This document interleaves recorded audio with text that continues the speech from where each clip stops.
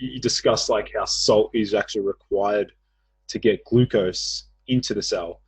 And there's a lot of people discussing, the implications of a high salt diet on insulin resistance. So maybe do you want to like dispel some of the myths around a high salt diet contributing to insulin resistance? Yeah, so there's at least 16 human clinical studies that have shown that a low salt diet causes insulin resistance, elevated fasting insulin levels, and an increase in the oral glucose tolerance test.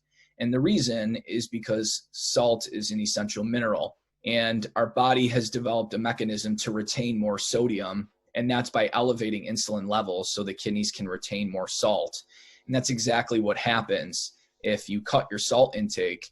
The body can slowly become insulin resistant to hold on to more salt. Whereas if you just eat a normal salt diet, you can drop the insulin levels and fix insulin resistance.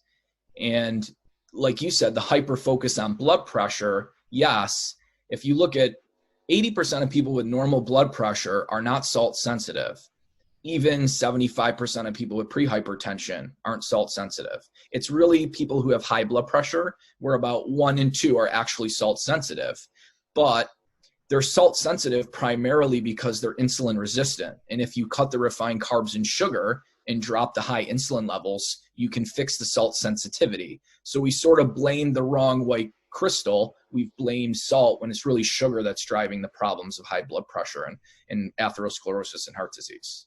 Yeah. So with insulin itself, what sort of role does it play in retaining salt? Like somebody who has elevated insulin, how does that contribute to retaining salt or influencing blood pressure?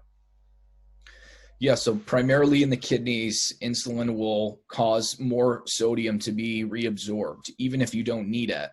And so you will accumulate actually more salt and fluid when you are eating a high refined carb and sugar diet. And same thing goes with when you have elevated glucose levels, you actually retain more water. So it's really not salt that's causing fluid retention. It's actually elevated levels of glucose.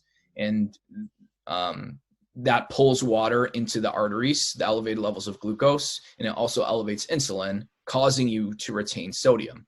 So it's really what's been pinned on, again, salt for causing fluid retention is actually due to sugar.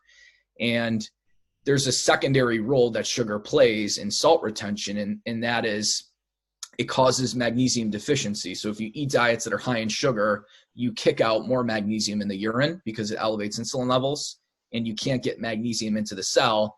And magnesium deficiency actually causes your vessels to become more leaky and causes more edema and fluid retention. So sugar, by driving insulin levels up, by causing magnesium to go down, and by elevating insulin, it's causing this whole salt and fluid retention.